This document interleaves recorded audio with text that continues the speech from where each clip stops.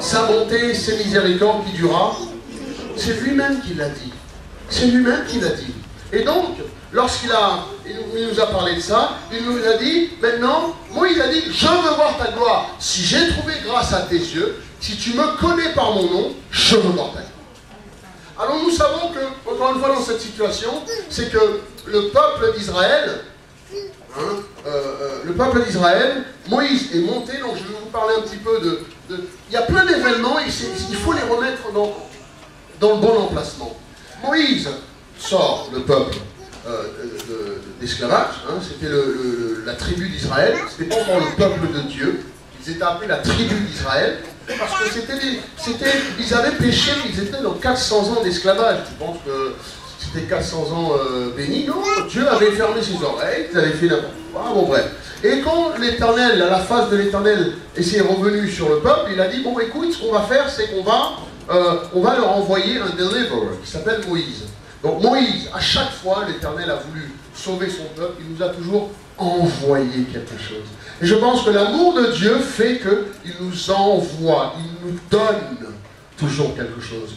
Parce que Dieu a tant aimé le monde qu'il a donné. Et parce que nous aimons le Seigneur, aujourd'hui nous sommes là à donner de notre temps, effort, finances pour certains, chants, de votre beauté. Vous êtes belles et beaux pour le Seigneur. Amen. Ça c'est magnifique de voir que... Et ici les gens ce matin peuvent dire, mais c'est quoi la musique? Mais ils sont malades, c'est un after, ils sont fous parce qu'il est 9 h du matin. Non, on était remplis de la joie de Dieu. Et de la même façon qu'il y a 2000 ans, ils ont dit, mais là-haut, là, ils sont fous, ils ont bu, ils sont sous, quoi. Et Pierre a dit, il est annoncé déjà que dans les derniers temps, c'est ce que tu es en train de voir là, c'est que la grâce de Dieu est sur nous. Et c'est ce qui nous est arrivé aujourd'hui. On est en train de chanter, de louer le Seigneur. Donc Moïse arrive, libère le peuple. Et Dieu a dit, c'est à toi de diriger ce peuple. Et je fais juste un antécédent pour qu'on comprenne. Et donc Moïse libère le peuple et il monte sur la montagne. Et lorsqu'il monte sur la montagne, il reçoit les tablettes, il reçoit les ordonnances et les lois de l'Éternel, il descend de la montagne. Excusez-moi. En arrivant en bas, il voit qu'ils sont en train d'adorer un veau. C'est pour ça qu'en Inde, ils adorent les veaux. Ils meurent de faim, il y a des grosses vaches qui meurent dans la rue. Moi, si c'est moi, je prends le couteau. Non, mais ils adorent la vache parce qu'elle est sacrée. Et là-bas, c'est pareil. Penses-tu qu'en Inde, c'est une adoration différente? C'est exactement la même chose. C'est l'adoration de la vache sacrée. Je viens d'apprendre quelque chose là? C'est la même religion qui a perduré tout ce temps. Que l'Inde a continué à adorer la vache. Qui vient d'apprendre quelque chose? Amen. Donc, pendant qu'il descend, il y a l'adoration de la vache, qui est ancien, qui vient vraiment d'Égypte, parce qu'ils adoraient tout. Ils adoraient la vache, le chacal, l'osiris, l'oiseau, chacun c'était des dieux. Les 10 plaies, savais-tu que les 10 plaies c'était un jugement contre les 10 dieux primaires d'Égypte? Les crapauds aussi.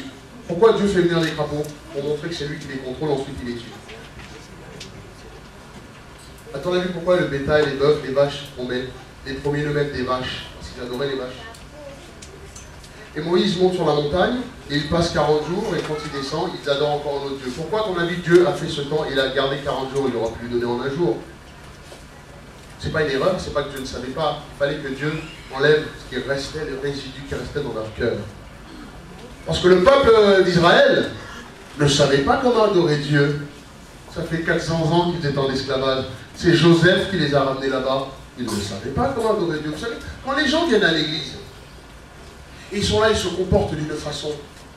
C'est nous, religieux. Ah, il faut faire ça. Ah, attention. Ah, ta robe là, attends, il faut la mettre. Et ça fait 20, 30 ans, 40 ans qu'ils s'habillent comme ça. Ça fait 20, 30 ans qu'ils sont dans le monde comme ça. Et que par notre super spiritualité, on les fait fuir de l'église et du Seigneur. Il faut qu'on apprenne comment les aimer. Amen. Il faut qu'on apprenne comment les toucher. Si ce n'était pas la grâce de Dieu dans nos vies, on serait peut-être pareil. Amen. Ça va? Continue. Donc Moïse monte et quand il descend, 40 jours, boum, les problèmes étaient toujours là. Donc Moïse s'énerve, casse les tablettes. Je savais tout ça. Tu penses. Alors là, l'Éternel a dit, bon, ok, c'est à toi de les diriger. Et l'Éternel départ et remonte sur la montagne. Et là, voilà Moïse qui est devant des millions de gens. Alors Moïse se tourne, Exode 33, il commence à prier, et il dit, Seigneur, tu m'as dit d'emmener ce peuple-là, on a vu ça dimanche dernier, tu m'as dit d'emmener ce peuple-là, je ne sais pas comment faire, si j'ai trouvé grâce à tes yeux, fais-moi voir ta gloire. Parce que Dieu a dit, ce peuple-là, je ne veux plus rien entendre parler d'eux. Et maintenant, c'est à toi que je parle. Moïse a dit, oui, mais si j'ai trouvé grâce à tes yeux, fais-moi voir ta gloire. Donc on a vu les 3 types de prières que Moïse a fait. 3 types. Le premier, c'est Seigneur, si j'ai trouvé grâce à Dieu, montre-moi tes voies. Le berger a prié à demander à comment mener le peuple de Dieu. Quel bonheur lorsque le pasteur intercède et demande comment guider le peuple. Et que je ne vous mène pas parce que j'ai lu un bouquin ce mois-ci, c'était pas mal, je vous mène dans cette direction. Le mois d'après, je viens un autre bouquin, je vous emmène là-dedans. Je vais dans le séminaire de délivrance, je vous emmène plus dans la délivrance. Je vais chez les Hillsong, dans l'adoration, je vous mène. Et puis l'église est schizophrène, il n'a pas d'identité personnelle. Amen. Amen. Gloire à Dieu. Heureusement que le berger s'agenouille, il dit, Seigneur, montre-moi comment diriger ce peuple. Gloire à Dieu. Donc là, Moïse est là et il demande la même chose. Donc première chose, il demande, permets-moi de diriger ce peuple, montre-moi. Ça, c'est la première chose. Donc Dieu a dit, ok, je le ferai. Deuxième prière, Moïse dit, alors Seigneur, si nous avons réellement trouvé grâce à tes yeux, n'est-ce pas quand on verra des signes et des prodiges au milieu de nous? Moïse vient de rajouter le nous quand Dieu a dit qu'il ne voulait plus parler au peuple. Moïse a intercédé pour le peuple. Intercédé. Alors Dieu dit, d'accord, je le ferai. Alors comment tu le feras? Ne serait-ce pas quand nous serons distingués dans tous les peuples, et des signes et des prodiges s'accomplissent au milieu de nous? Dieu dit, d'accord, je le ferai. C'est tout ce que Dieu a répondu. D'accord, je le ferai. Moïse a fait d'accord. Troisième prière, Moïse a dit, 15, Dieu, fais-moi voir ta gloire. C'est tout ce qu'il a dit au verset 15. C'est l'un des plus petits versets de la Bible. Il a dit, fais-moi voir ta gloire. Parce que tout ce que Moïse demandait, Dieu disait oui. Donc, Moïse dit, bon, fais-moi voir ta gloire. Est-ce qu'il a demandé de voir la face de Dieu? Absolument pas. C'est vous qui fabulez. Il a fabulé. Fais-moi voir ta gloire. Et puis il n'a rien dit. Il a baissé sa tête, il a dit, ok. Et Dieu dit, bon, puisque tu as trouvé grâce à mes yeux, je te connais par ton nom, je vais faire passer ma gloire devant toi. Moïse a dit, oh, je suis content, c'est bien. Moïse, la seule chose qu'il a dit, c'est de voir ta gloire. Et là, on voit que l'Éternel a dit, je vais faire passer devant toi toute ma gloire. Et une fois que je fais passer toute ma gloire devant toi, je vais te précéder, marcher devant toi et annoncer le nom de l'Éternel. Ah bon? Donc pour les hommes de Dieu, c'est l'Éternel qui se présente d'abord et qui annonce son nom dans la vie de l'homme de Dieu. Oh, aïe, aïe, Jésus. C'est l'Éternel, partout où je vais, à n'importe quel endroit où je vais, ce n'est pas à moi de me faire un nom. C'est Dieu qui a promis que si j'ai trouvé grâce à ses yeux, il me précède, il annonce le nom de l'Éternel. Alors des fois je rencontre des personnes, oui pasteur, ben, j'ai fait ça, j'ai tel diplôme, j'ai fait ça, j'ai fait telle formation. Ils m'annoncent leur credentials comme si c'est à moi de les embaucher. Ils m'annoncent tous leurs diplômes, il y en a qui même viennent, hein, tu comprends? Quand je suis venu en France, j'ai commencé à visiter des assemblées pour me présenter, bonjour, comme le frère a fait, alléluia, bonjour, je suis un tel, je voudrais juste me présenter, bonjour, je suis là, j'aimerais bien adorer. Je vois ta confession de foi. C'est quoi ça? Je ne savais même pas ce que c'était une confession de foi. Tu dis c'est quoi ça? Que je te crois. Eh ouais, mais attends, on va te faire les nus, hein. Et là, le premier homme, il est assis comme ça. Une fois, on lui fait, moi je suis président de ton eux, on va te faire les yeux, hein. Il ouvre sa poche, il sort un paquet de cigarettes. Il sort sa cigarette, il dit non, il faut ta confession de foi.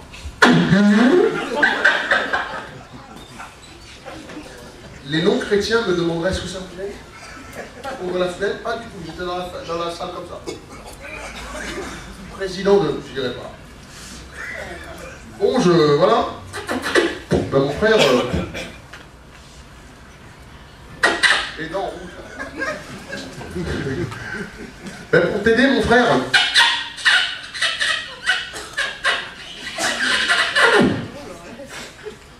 pour t'aider, il faudrait que je te dise, donc voilà, d'où tu viens. Alors il a commencé, c'est lui qui m'a fait un bout de papier gribouillé, comment faire une confession de foi.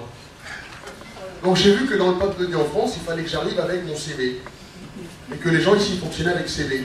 Quand je croyais que mon seul CV c'était l'Éternel. Donc je bénis Dieu que l'homme de Dieu, ou la femme de Dieu, ou le chrétien qui a trouvé grâce aux yeux de l'Éternel, il te précède, il se porte garant pour toi. Amen. Quel honneur. Donc l'Éternel commence à parler à Moïse, il dit écoute, moi je vais faire passer ma gloire, en fanfare, toute ma gloire, non. C'est pour ça qu'elle a duré 40 jours les gars. On sait que pendant 40 jours, il a écrit ça, pendant 40 jours, la gloire de l'Éternel a passé.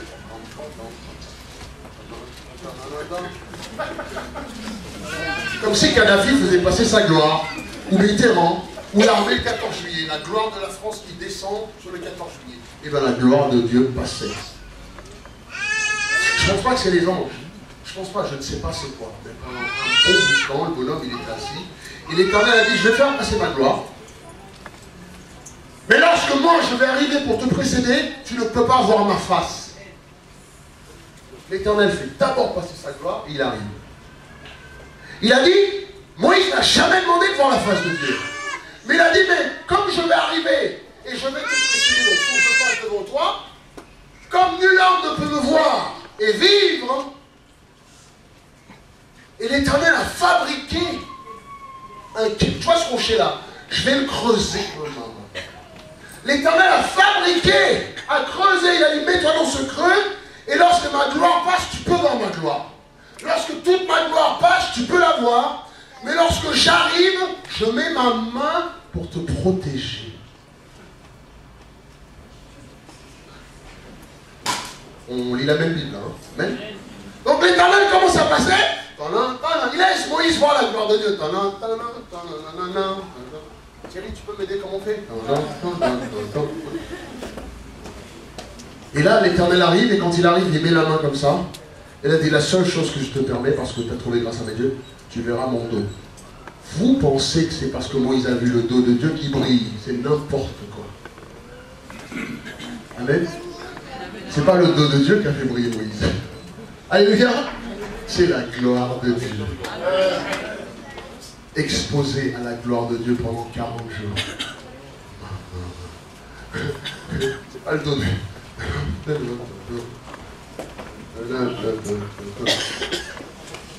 Il a ensuite dit Moïse, d'accord, une fois qu'il passe, l'Éternel baisse la main. La seule chose que Moïse a vue est son dos et la gloire est passée. Et la question, Moïse a dit, mais je veux voir ta gloire. Et Dieu a dit, ma gloire, c'est ma bénédiction et ma miséricorde. C'est la bénédiction que je vais t'amener dans ta vie, et les miséricordes qui veut dire que la grâce que je te donne à chaque fois que tu me mérites.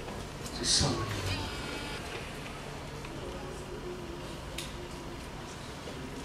Oui, il a vu l'Éternel. Il est descendu. Comme nous aujourd'hui, parce qu'on est sauvés, on est chrétiens, on descend, on quitte l'église le dimanche matin. On est dans le métro. Ah ouais, c'est des fous chrétiens. Regarde. De la gloire de Dieu. Si on va à l'église le matin et puis on sort, on est comme ça. J'ai encore allumé. Donnez l'argent, donnez-moi.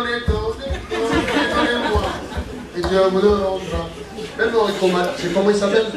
Enrico Macias, il connaît mieux que toi, il avait fait mieux. Au moins, il l'a fait en musique, lui. Donnez l'argent, donnez l'argent. Le gars, il arrive encore, vous donnez. Tu vois, le berger, il vient. Qu'est-ce que je vais embêter aujourd'hui? Viens, Patrick. Dès que tu arrives le dimanche matin à l'église, viens! Les brebis, mais, pasteur, mais, toute la semaine, j'ai mal au pied, mais. Viens ici, toi, il te reste encore un peu de plume, là, quoi. Bon, faut. Comme j'ai besoin d'une nouvelle voiture. Vas-y, va voir. Et l'autre brebis, nous, il a bien. Mais pasteur, à l'école, ça va mettre. Pasteur, je me suis fait mal, viens là. Bon, ok, on va prier pour toi, là. Je vois, là, t'as un peu de.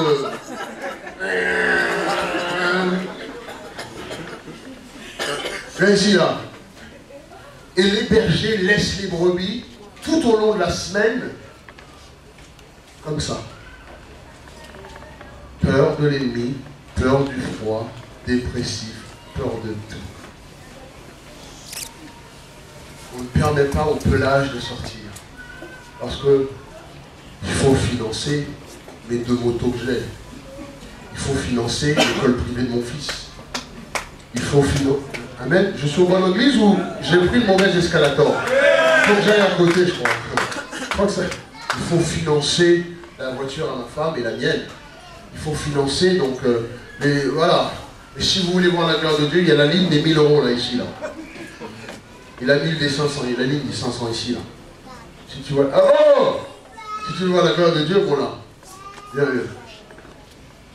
J'étais parti dans une assemblée, et ce que j'ai vu, ça m'a choqué. Je suis très nouveau dans ce pays. C'est... je vais avec le berger, ils ont fait une offrande, il est parti compter. Moi, je ne suis pas salarié ici, donc ça. Le berger a dit au protocole, ramenez les fruits, il y a des fruits, du pain, là, des sandwichs, là, venez. Donc ils ont commencé à... Le protocole a commencé à ramener des fruits, et le pasteur est assis, il a dit, combien l'offrande là? Il y en a quoi pour... il y avait 20 000 euros. C'est pas assez. Qui donnera 50 euros pour cette pomme? Et quand tu la manges, Dieu te bénira, tu ne seras jamais malade au nom de Jésus. La pauvre petite dame. C'est tout ce qui me restait. Mais peut-être que je guérirai. Elle prend la pomme. Et tout le monde, alléluia. Moi je suis assis là.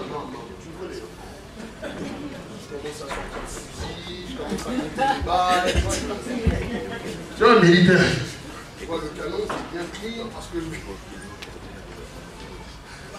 Hein? Si c'était Thierry, il va commencer à faire les cathares. Si c'était Gigi, comment ça faire? Parce que là, c'est de l'arnaque. Je suis assis, et comment ça dit, oh la banane, là, la banane. Et Thomas, il a vendu, je suis resté, j'étais invité, je suis resté mon Dieu. Et puis après, il a compté. Il a pris encore 20 000 euros. Ça faisait 40 euros. C'est pas assez! Qui est né en janvier? Venez, Dieu va vous bénir. Je vais prier pour vous. Ramenez ce qui vous reste dans la poche. On a fait tout le mois. Et arrivé au mois d'août, je suis assis là et je suis assis là. Là, à ce moment-là, je fumais là.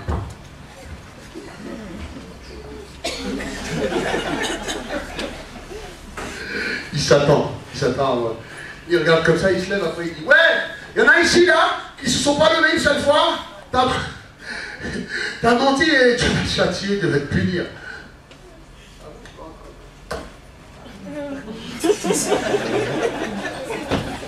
Après le culte, il a fini. Aujourd'hui, il est toujours, il fonctionne toujours parce qu'il n'y a pas de gourou sans adepte. Amen. Amen. Il n'y a pas de gourou sans adepte. Parce que les gens aiment ça.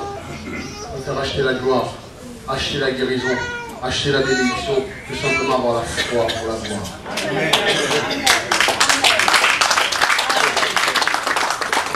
Donc, c'est le problème, c'est le dilemme de Moïse. Il arrive, il dit voilà, fais-moi voir ta gloire. Bon, il continue, il prie. N'est-ce pas? Là, je vais arriver à ma prédication. Je n'ai pas encore fini.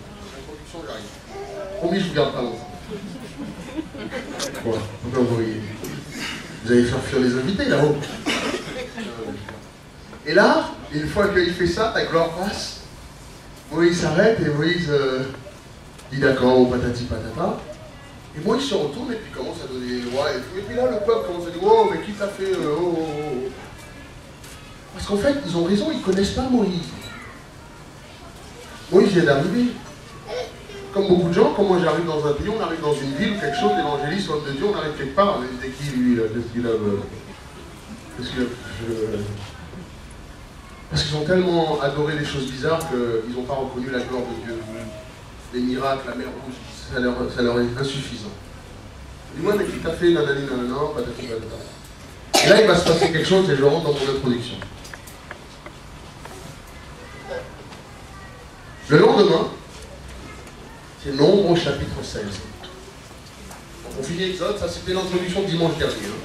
Voilà, et là on arrive aujourd'hui. Nombre chapitre 16. Dès le lendemain, Nombre 16, verset 41. Dès le lendemain, toute toute l'assemblée des enfants d'Israël murmura contre Moïse et Aaron. Nombre 16, verset 41.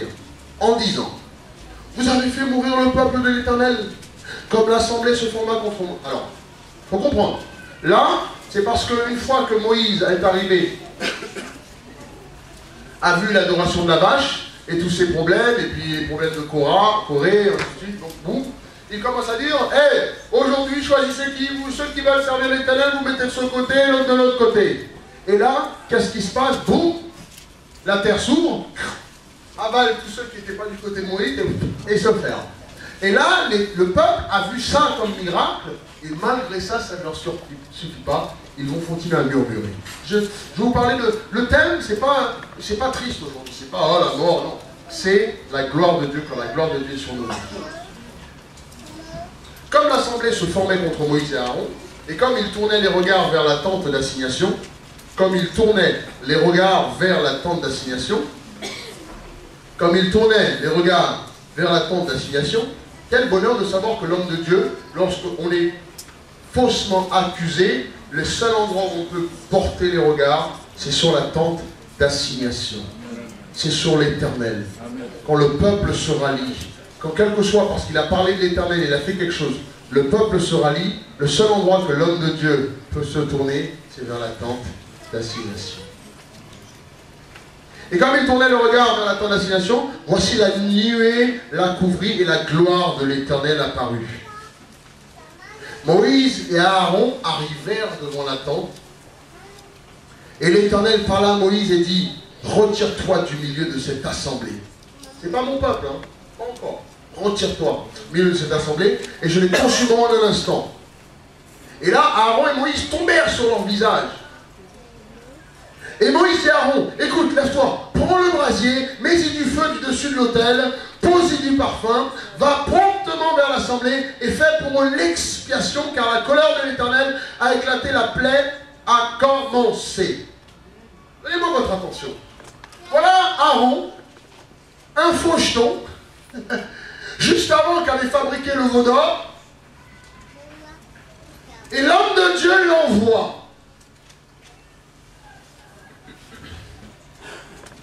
Je me rappelle, j'étudie en ce moment la vie d'Aaron parce que c'est un petit peu ma vie. Vous savez, j'aime pas me... Je veux être comme Caillasse.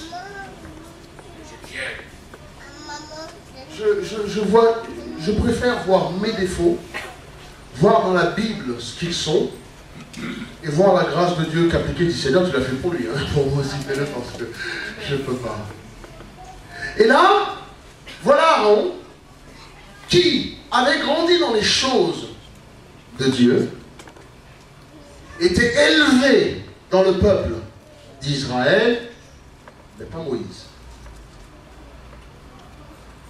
Aaron était quoi, le grand frère ou le petit frère? Le grand frère de Moïse. Moïse naît et renvoyé par les roseaux, Moïse, et ils naissent en faisant le Shabbat, leur tradition judaïque. Voilà que Moïse se tient devant l'Éternel et dit, je ne sais pas ce que je vais leur dire. À chaque fois que je vais devant vous, je ne sais pas comment je vais vous guider, hein, je ne sais pas. Mais l'Éternel est en train de me montrer. Donc faites-lui confiance, faites-moi pas, faites-lui confiance. Et là, Moïse dit, écoute, j'ai peut-être un problème de langage, peut-être qu'il bégayait, je ne sais pas. Avant, Moïse ne bégayait pas. Avant, Moïse était élevé, il était dans la cour. Et je pense que dans les 40 ans dans le désert, il s'est passé quelque chose. Et que là, il avait perdu confiance en lui. Tu sais, 40 ans dans le désert à trimer, à galérer, c'est dur les fois. Et je vois des gens qui viennent dans l'assemblée aussi qui ont des problèmes de confiance, des déceptions, des tristesses. Ils disent, je suis déprimé, je ne sais pas, qui n'arrivent pas à avancer. Je comprends, ça fait longtemps qu'ils sont dans le désert un petit peu. Et je comprends. Donc Moïse dit, écoute, voilà, et Dieu a dit, bah, écoute, je vais t'envoyer Aaron. Mais si tu lis correctement, Aaron n'a jamais dit un seul mot devant Aaron. Parce qu'à chaque fois que Moïse venait, Aaron voulait parler, Aaron et Moïse a dit, attends, recule mon grand. Qu'est-ce que t'as dit? Moïse lived up. Il a vécu selon l'appel de Dieu dans sa vie. Et malgré que Aaron, qui était la béquille pour qu'il se repose, il n'a jamais pu dire un seul mot. Lis bien ta Bible. Pourtant Dieu l'a envoyé pour parler à la place de Moïse. Quel bonheur. Il y a toute une vérité, une richesse dedans. Là, c'est pas ça que je vais l'aborder. Aaron s'en va. Aaron est un petit peu, on dirait qu'il est politicien. Il va dans le sens du peuple.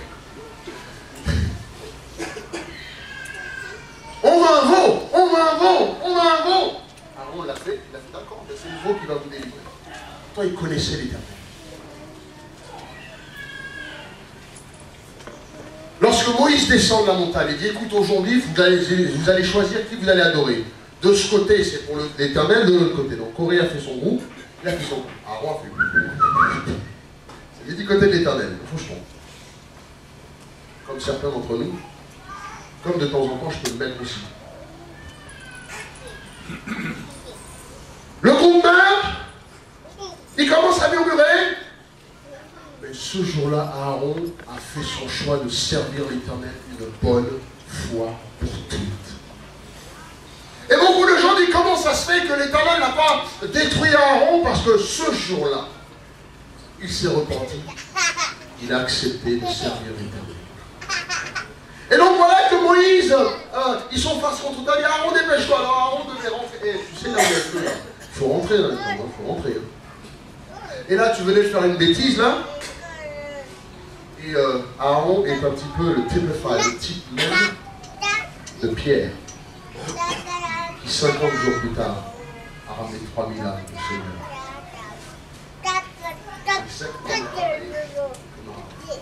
Il a péché avant, renié Christ. Est parti dans le sens du peuple. S'est repenti. Était un homme de Dieu puissant. Ça me montre que l'Éternel n'appelle pas que les qualifiés. Il qualifie ce qu'il appelle. Amen, amen, amen. Avec toutes nos faiblesses qu'on peut avoir, je pense que ma faiblesse est une force entre les mains de l'Éternel. Et quand les gens me disent souvent, ah, tu es béni, tu as tel grâce, je dis c'est parce que j'avais rien, je suis pauvre, je suis naked. Si l'Éternel me quitte aujourd'hui, je suis rien. Je suis zéro. C'est ça qui fait ma force. C'est toute ma dépendance de l'Éternel. Aaron est là, lève-toi, va dans la tente, va dans le feu, prends le golden brace, le brasier, mets de l'encens et va dans la tente et mets-toi parce que la plaie a commencé. La face de Moïse était devant en train de plaider pour son peuple. Et Aaron se lève, Aaron court, Aaron se dépêche, il court, il met la main, alors il ouvre la porte. Il met la main sur le truc. Il tremble devant l'Éternel parce que si tu rentres sans être invité, tu mourrais. Amen. Quand tu rentrais et que tu n'étais pas saint dans l'assemblée à l'époque, tu mourrais. Et l'homme de Dieu l'a dit, je peux le faire. Oui, il rentre, il prend ça, et puis ensuite, il ressort comme ça. Et puis, le temps qu'il arrive devant le peuple, et il s'est mis entre les vivants. Il est mort en un rien de temps. Regarde.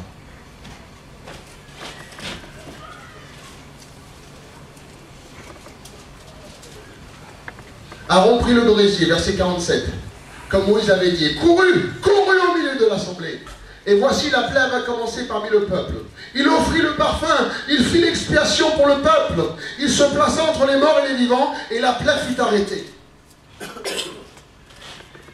Quel que soit ce qui se passe, lorsqu'on a trouvé grâce aux yeux de l'Éternel, on peut se tenir devant les morts et les vivants en intercédant et la plaie s'arrête. L'Éternel n'ira pas à l'encontre de sa parole. Et lorsque quelqu'un, quel que soit ce qui s'est passé dans ta vie, lorsque tu viens devant l'Éternel et que tu règles les choses, tu peux à ton tour commencer à intercéder et l'Éternel t'écoute. Et quand tu as trouvé grâce aux yeux de l'Éternel, c'est quelque chose d'exceptionnel. Mais pasteur, j'étais intercesseur dans l'église et j'ai péché, j'ai fait ceci. Une fois que tu reviens à l'Éternel, une fois que tu demandes pardon, une fois que tu te mets devant l'Éternel et tu recommences à intercéder, l'Éternel t'écoute. Aaron se tiendra entre les vivants et les morts. Ce qui devrait être le ministère de chacun d'entre nous ici. Oui. Je suis apôtre. Prophète. Bon chocolat. Je suis... maintenant, c'est 2 ans là aujourd'hui. Ils sont apôtres prophètes en même. L'âge 2 ans là, tu vois, ça décrasse plus. Ça décrasse plus dans les églises. Et ils oublient en fait que toutes ces choses-là, c'est les ministères de Christ. Et non pas le nôtre. Aaron intercède entre les deux. La plaie s'arrête. L'Éternel ne transpasse pas, ne transgresse pas sa propre loi. On continue, vous allez voir quelque chose de magnifique. Vous allez voir quelque chose de magnifique. Verset 49. Il eut 14 700 personnes qui moururent en quelques minutes pour avoir murmuré. 14 700 personnes qui moururent, outre, sans compter ceux qui sont morts à cause de Corée. Vous savez que des fois, quand tu es à l'église, tu écoutes les rebelles. Là. Amen. À l'église, tu as une petite rebelle, là, un rebelle ou quelqu'un, là, et tu l'écoutes. Celui qui sème la zizaille entre les frères, c'est Satan. C'est l'ennemi de notre âme.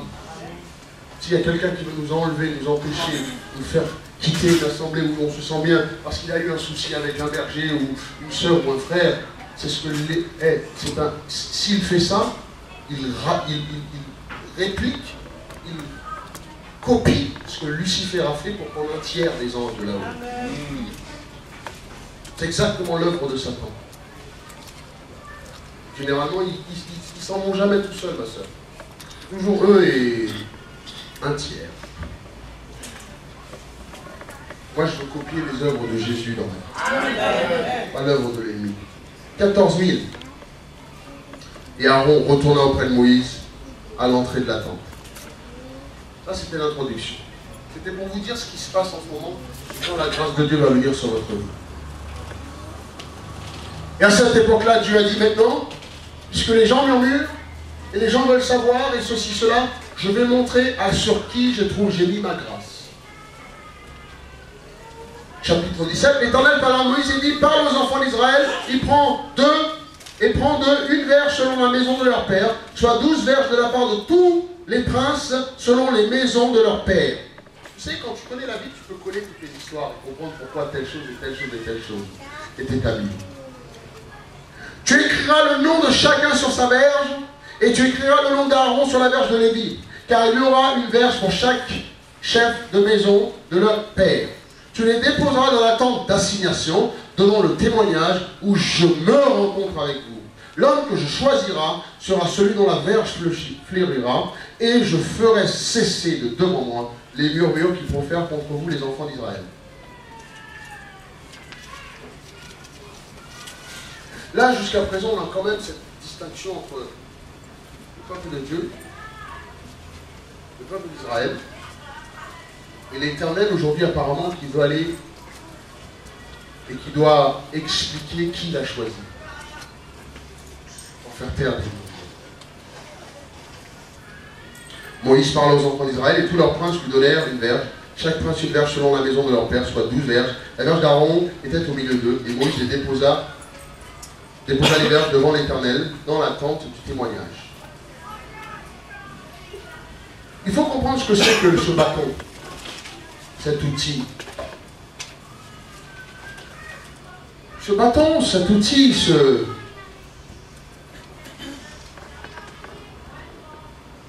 qu'on appelle, Moïse en avait un, c'est à travers ça que Dieu a fait des miracles.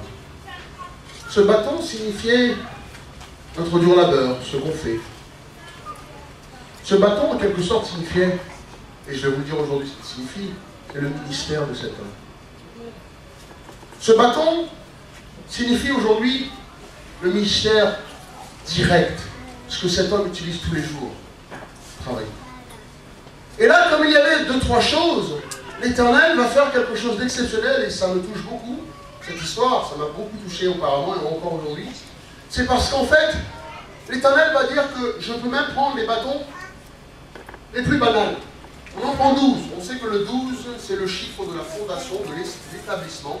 Les choses sont établies au chiffre de 12, les 12 apôtres, les 12 disciples, les 12 tribus, les 12 portes, les 12 forêts. Amen. 40, c'est le chiffre de l'épreuve, le test, nettoyage, purification. Le 7, perfection de l'Éternel, c'est le chiffre de Dieu. 3, la sainteté. 1, l'unité. Le 12 signifie l'établissement. Et l'Éternel va établir ces choses aujourd'hui. Et là, voilà qu'Aaron, comme certains d'entre nous, la plupart d'entre nous, avant qu'on connaisse Dieu, on a fait pas mal de bêtises, non? C'est pour vous bénir aujourd'hui.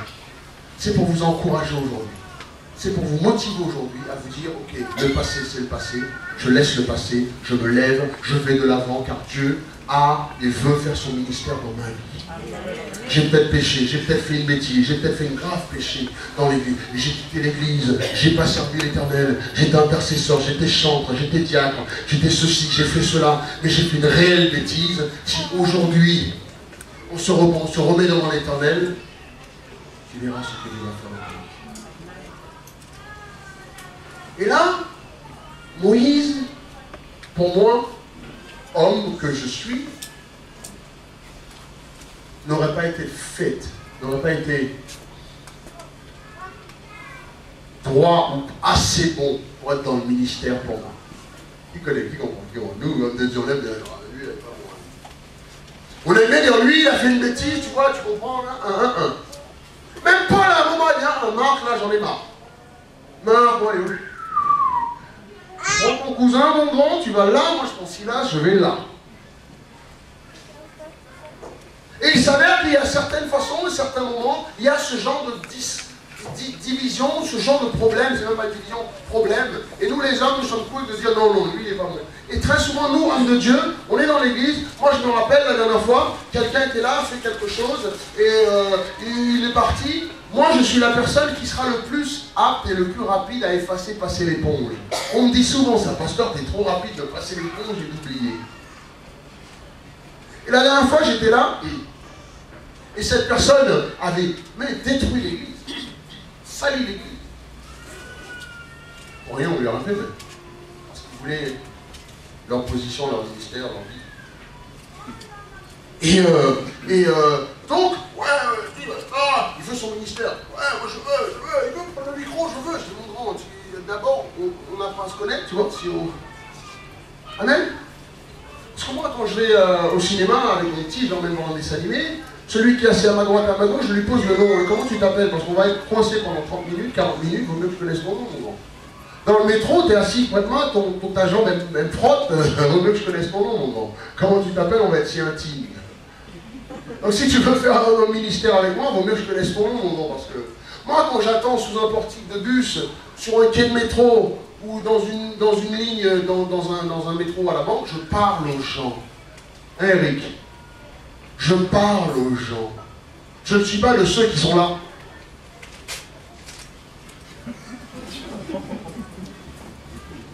Pour les chrétiens, on a la gloire de Dieu. Hein. Ah, non, on a l'espoir de ce monde. Hein, on a l'agneau immolé, le tout-puissant, on a l'onction divine en nous. Oh, qu'est-ce qu'on a regardé? La dernière fois, c'était magnifique. Je suis parti faire des courses pour l'église, et il y a la femme d'un pasteur. Je ne connaissais pas, mais là, elle m'a connu. Et je l'ai vue, elle était avec des gens en train d'acheter. Et moi, j'étais là, j'étais avec des jeunes disciples de l'église en train d'acheter. Et je la vois, et puis je voulais lui dire bonjour, je souris, et j'allais lui dire, je t'ai vu dans le séminaire avec Elijah Sunday, il n'y a pas longtemps, là. Je me regarde là-dessus. Qu'est-ce qu'il a, lui?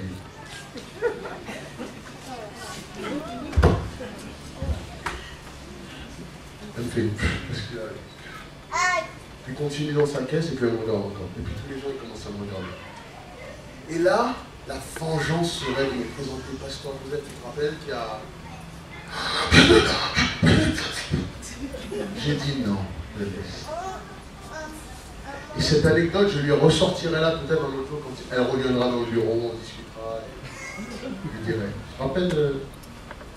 Elle me dit, oh non, je ne me rappelle pas. Je lui dirai, ben, la prochaine fois, fais attention. La façon que tu souris aux gens. Parce que là, tu n'avais vraiment pas souri. Et quelque chose qui nous arrive. Il y en a beaucoup ici, je ressens dans mon cœur, je le sais, qu'il s'est passé quelque chose. Tu étais dans le ministère, tu étais dans l'œuvre, tu voulais t'avancer. Il s'est passé quelque chose et aujourd'hui, tu penses que tu n'es pas digne. Aujourd'hui, j'ai un mandat de te montrer quelque chose. Aaron était un homme qui n'avait pas vraiment éclaté la gloire de Dieu. Je dirais encore une fois, et je vais finir, c'est un politicien, quelqu'un qui y allait dans le sens du peuple. Pas les pasteurs qui sont payés ou qui sont salariés, quand ils prêchent un message, répondez-vous! Alléluia! Amen! Ensuite, l'offrande, il est là, il n'y a rien dans l'offrande. Le dimanche d'après, Amen! Vous êtes bénis tous! Que Dieu vous aime! Je vois tout le temps ça, que le peuple gère ce que le pasteur doit prêcher. Et si le pasteur dit une chose, adorons le Seigneur, levons les mains.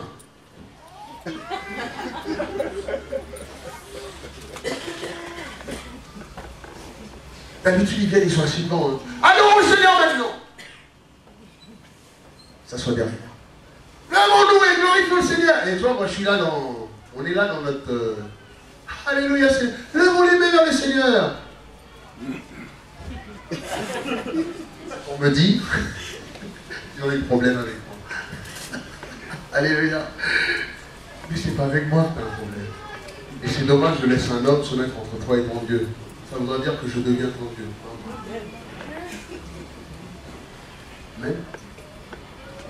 Ça c'est dans Corinthiens 11, un moment.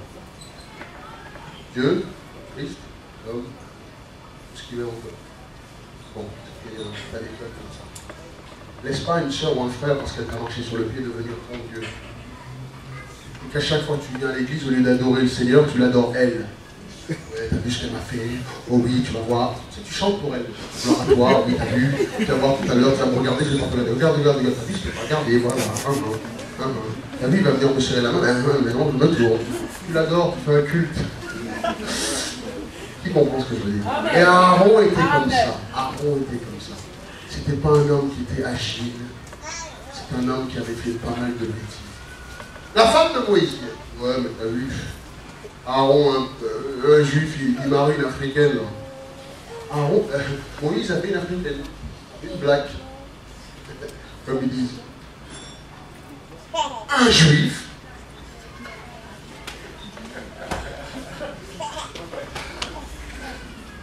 Un juif qui doit diriger, libérer le peuple de Dieu, marie une blague.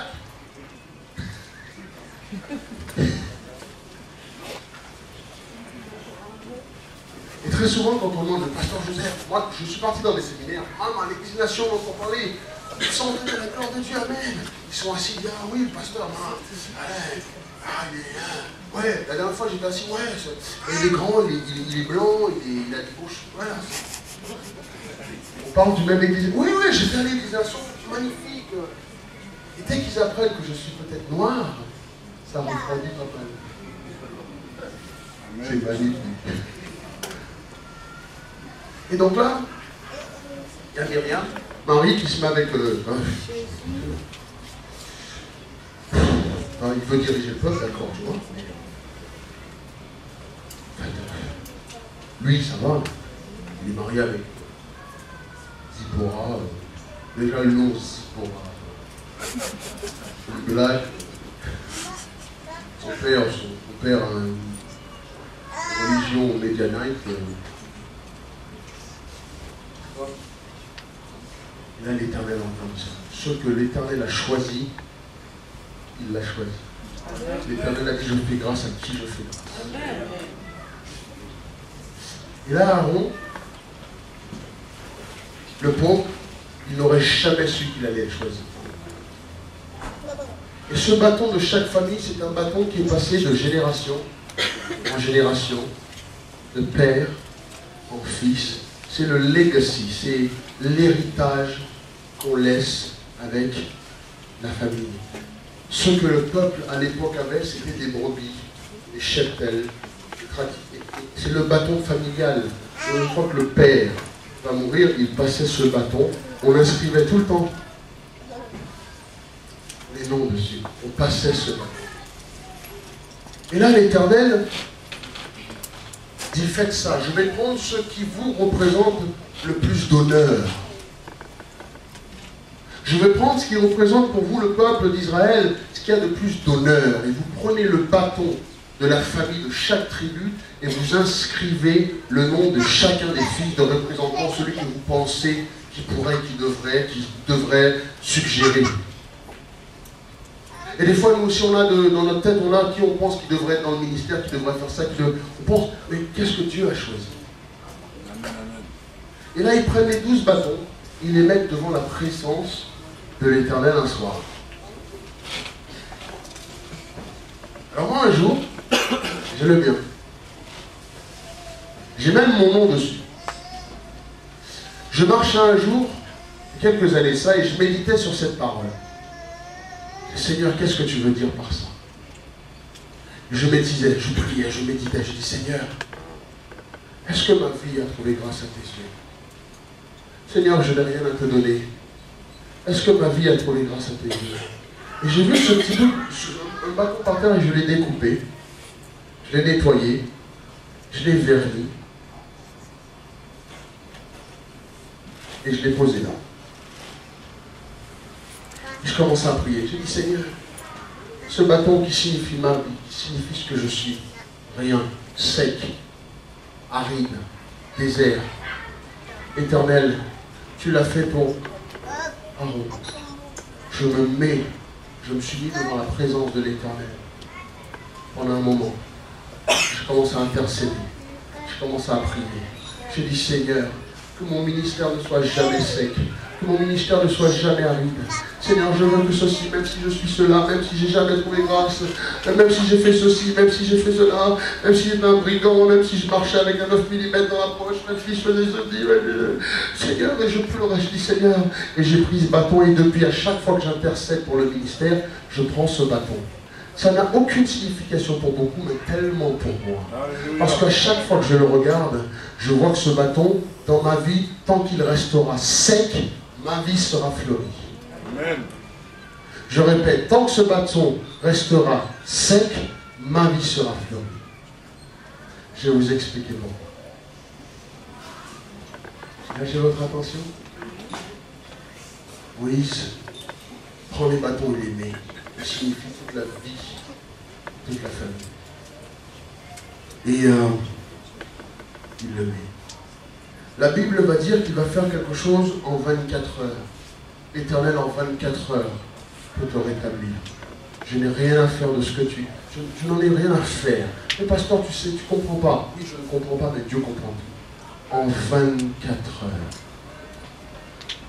Ils ont mis le bâton dans la tente d'assignation. Et l'homme de Dieu intercédait. Et Dieu allait faire son travail. Regardez, verset 8, chapitre 17. Le lendemain, lorsque Moïse entra dans la tente du témoignage, voici la verge d'Aaron pour la maison de Lévi avait fleuri. Elle avait poussé des boutons, produit des fleurs et mûri des amandes. Je répète. Le bâton avait fleuri, poussé des boutons, produit des fleurs et mûri des amandes. En 24 heures. Le chiffre 4, purification, ordre parfait. 4 choses s'est établi dans un bout de bâton mort, aride, sec, vide, que Dieu a mis devant lui et qu'il allait choisir. Une fois que l'Éternel te choisit, juste avant, Aaron n'était pas digne. Peut-être que juste avant de venir, tu avais quitté le ministère, ça fait longtemps que tu ne viens plus à l'église, ça fait longtemps que tu as baissé les bras, ça fait longtemps ceci, pasteur cela, peut-être qu'un jour tu as dit oui, mais moi j'en ai tellement marre, je veux plus servir Dieu, je veux me suicider, je veux partir. Je me rappelle, j'ai pris des jeunes la dernière fois, je veux quitter ce pays, la foi ceci, j'arrête le ministère. Je suis parti en Guadeloupe en conférence la dernière fois, j'ai rencontré un homme de Dieu dans le séminaire qui est venu, qui m'a dit, pasteur, j'étais diacre dans mon église, j'avais abandonné l'église, je retourne dans mon église, je demande pardon à mon pasteur et je rentre dans le ministère encore. Merci. En 24 heures, ce bout de bâton, qui était simplement devant la présence de Dieu, l'Éternel a pris ce qui signifie beaucoup pour ce peuple, mais à ses yeux, rien du tout. Pour te montrer que lorsqu'il te choisit, toi, lorsqu'il t'a sélectionné pour être apôtre, prophète, diacre, évangéliste, pasteur, docteur, diacre dans l'église, homme de Dieu, chantre, musicien, lorsque l'Éternel t'a choisi, numéro 1, tu vas fleurir. Fleurir signifie la vie. Fleurir signifie la vie qui coule en toi. Le Seigneur a dit, je suis quoi? Je suis le cep, et toi tu es? Tu es quoi? Le serment. Et ça doit couler de là où le cep, là où est la présence de Dieu, là où est la racine de l'Éternel, c'est là que ça va pousser. Et lorsqu'on est planté devant la présence de Dieu, dans la présence de l'Éternel, le cep est là, ça va fleurir. Ce n'est qu'une obligation. Mes frères, ma soeur, si tu traversais, si tu marchais, comme je sais Thierry et Jessica, je parlais de la dernière fois, où certains d'entre vous, vous passiez, vous n'avez pas d'assemblée, vous trouvez une assemblée, hein, vous êtes bénis, vous commencez à grandir, ne vous déplantez pas. Ne pensez pas que... La dernière fois, le frère me disait, il y a quelqu'un qui est venu ici, et ça ne lui plaît plus l'église. Vous savez pourquoi? Ouais, mais pourquoi il y a tous ces drapeaux au mur? Parce qu'on adore les drapeaux. Puis pourquoi il y a une croix là? Parce qu'on est une église chrétienne. Duh.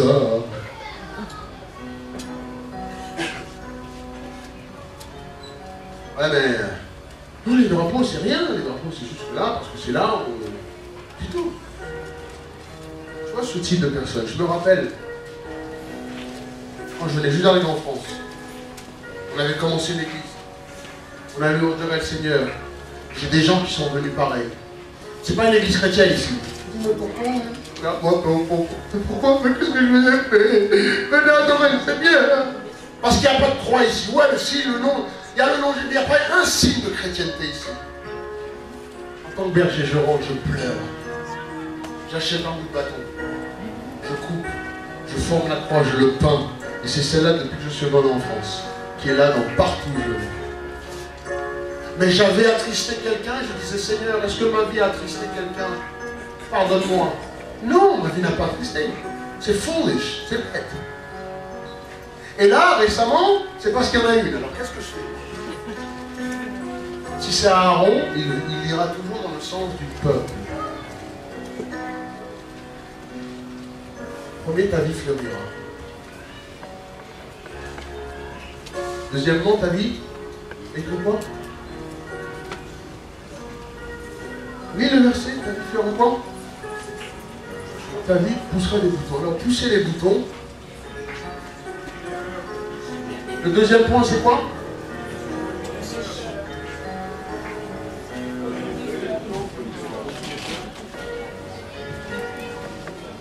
Ta vie fleurit. Deuxième, poussera des boutons. Pousser des boutons veut dire la fécondité. Je bénis le Seigneur. Je bénis le Seigneur pour cette église ici qui est féconde. Je bénis le Seigneur. Féconde en personnes qui donnent leur vie au Seigneur. Ça fait pas longtemps que... Ça fait mars qu'on est ici. Hein.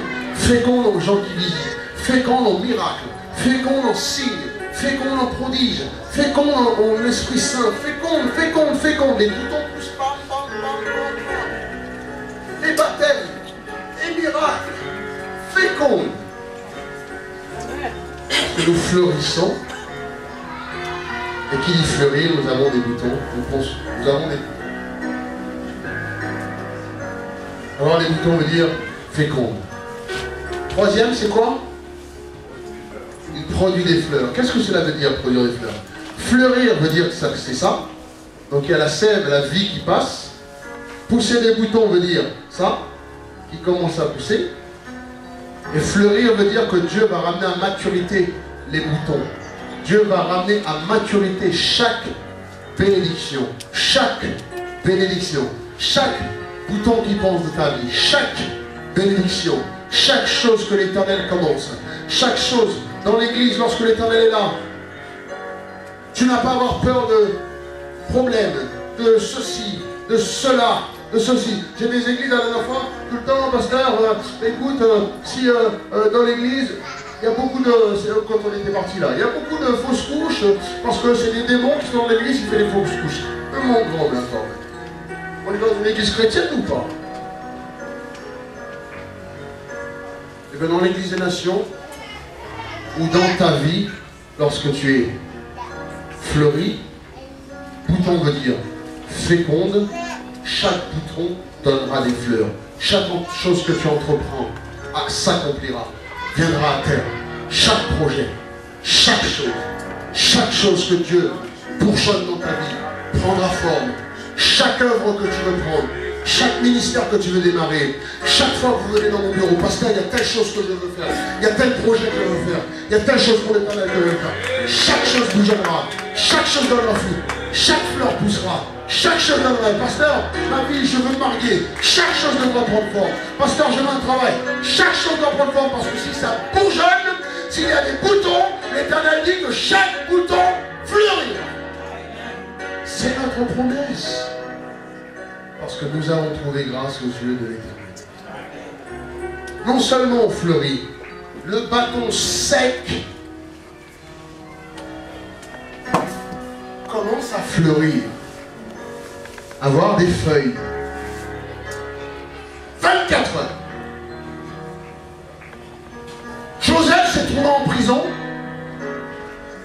pendant des années. Il est rentré en prison vers 14-15 ans. Il a fait énormément d'années en prison.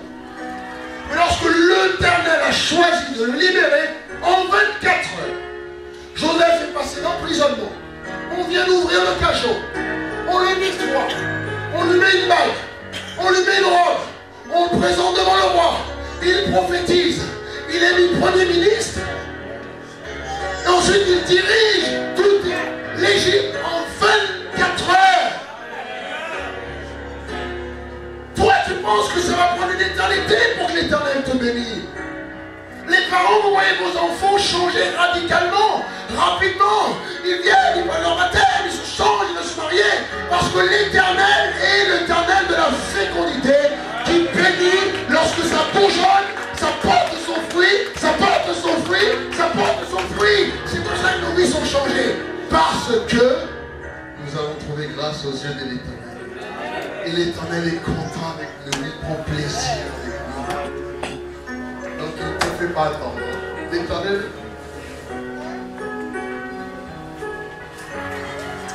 le bâton sec, hein.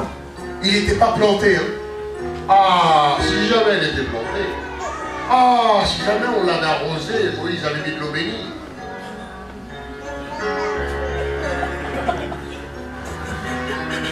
Si jamais, non, on a fini.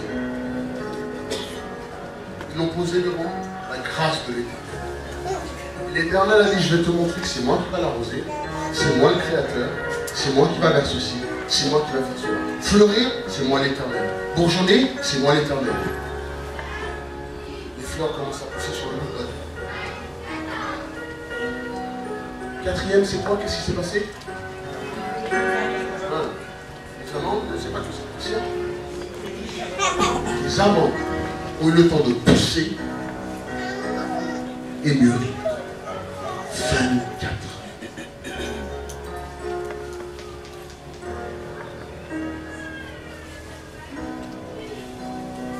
Parce que tu as trouvé grâce aux yeux de l'Éternel. 24 ans, lorsque le Seigneur, j'y sais, met sa main sur nos vies. On mature rapide. Le miracle de en 24 ans, un coup de bâton a fleuri, a eu des feuilles, a eu des boutons, a fleuri, a porté du fruit et a mûri.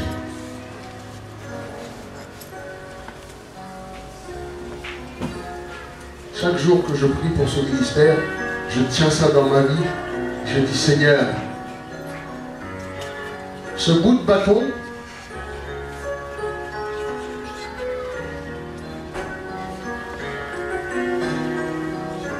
que mon ministère ne devienne jamais aussi sec. Ce bout de bâton. Je ne demande pas à Dieu de faire un miracle, ça fleurit. Non. Que ça soit continuellement un témoignage, un témoin, un jugement. Que ma vie ne devienne jamais aussi sec. Que ma vie ne devienne jamais aussi sec. Quand vous rentrez dans mon bureau, c'est devant ma table. Quand je vous parle, quand je prie pour vous, quand j'intercède pour vous, que mes prières ne soient jamais aussi secs. Il y a des gens qui viennent prier pour lui. Seigneur, bénis-le, amen. Prières comme ça, tu peux les garder.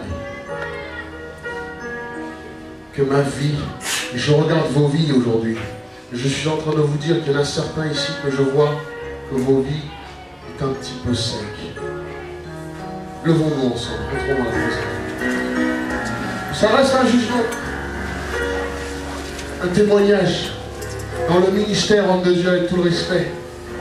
Les hommes de Dieu dans le ministère, les évangélistes de l'Église des Nations, le protocole, le ministère, les chantres, que tout ce qu'on fait pour l'Éternel, les jeunes nouveaux chrétiens, Corinne, Patricia, Floris, Joël, que nos vies ne soient jamais aussi secs.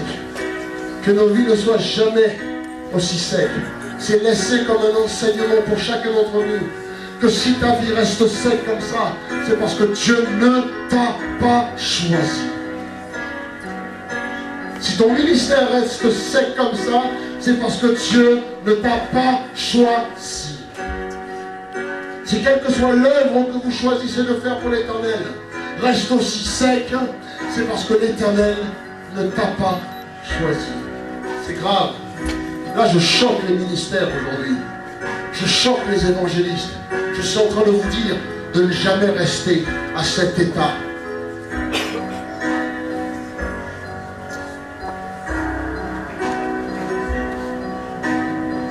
Je te demanderai, prophète, pasteur, évangéliste, homme de Dieu, femme de Dieu, quel que soit, je te demande si l'Éternel a su toucher quelque chose dans ton cœur. Et tu dis, Seigneur, je ne veux pas que ma vie soit sec, comme ça. Je veux que tu commences à même venir devant, t'aligner pour prier, pas vers moi, viens te mettre devant la tente et la présence d'assignation, là où le Seigneur te rencontre, la Bible dit. L'Éternel a dit à Moïse, tu prends les bâtons et tu les mets devant moi et c'est moi qui m'en occupe. Ce matin, je veux que ce soit toi. Tu dis, moi je veux que ma vie soit bénie. Je ne veux pas être sec. Je veux que ma vie soit remplie. Qu'il y a des feuilles qui fleurissent, qu'il y a des bourgeons qui fleurissent, qu'il y a du fruit, pas simplement des fruits, mais des fruits mûrs. Parce que je vais te dire une chose, Jésus est même passé à côté d'un arbre qui avait des feuilles, qui avait des boutons, qui avait mûri. Il cherchait les fruits, il n'y en avait pas, il l'avait dit. Il y en a tellement de ministères qui pensent, qui démarrent, qui veulent, qui arrivent, aucun fruit. Mon frère, ma soeur, ce soir je te demande, quel que soit le ministère que tu penses avoir, quel que soit l'appel que tu as, je t'invite à l'instant, viens te mettre devant la tente d'assignation. Moi j'y suis aussi. Moi je suis devant l'Éternel parce que je ne veux pas que ma vie soit sec. Si tu dis, Seigneur, je me mets devant toi, devant cette tente et je ne veux pas que ma vie soit sec, viens devant. L'Éternel verra ton geste. L'Éternel verra ta vie. Et viens, élève ta main vers le Seigneur. Mets-toi en tant que bâton, en tant que, même si tu étais sec, de dire, Seigneur, me voici. Éternel, me voici. Je ne veux jamais que ma vie soit sec. Et commence à louer le Seigneur. Commence à louer le Seigneur. Je t'ai dit tout ce que tu devais savoir. J'ai parlé. J'ai intercédé pour vous. Ce n'est pas pour vous juger. Ce n'est pas pour vous mettre mal à l'aise. C'est tout simplement pour vous dire que ça, cette parole, ce verset, ce chapitre, c'est ce que cela veut dire. Tout simplement. Si dans ta vie tu dis, pasteur, moi, je ne veux plus jamais que ma vie soit sèche. Viens devant, lève tes mains vers le Seigneur. Pendant que la chorale chante. En ta présence, je lève les yeux vers le sein pour contempler ta face. Je reste près, je viens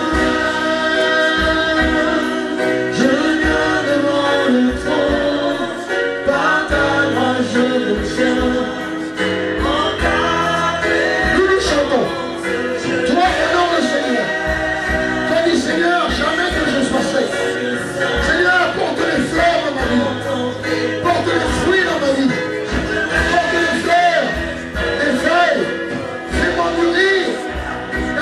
Ça fait longtemps que tu es chrétien et tu es toujours aussi immature. Viens devant le Seigneur maintenant porte-moi en maturité. Si tu as des projets pour l'Éternel et que tes projets n'aboutissent pas, ça bourgeonne mais il n'y a rien. Viens devant l'Éternel, mets-toi devant l'Éternel et dis Seigneur, aide-moi à porter du fruit.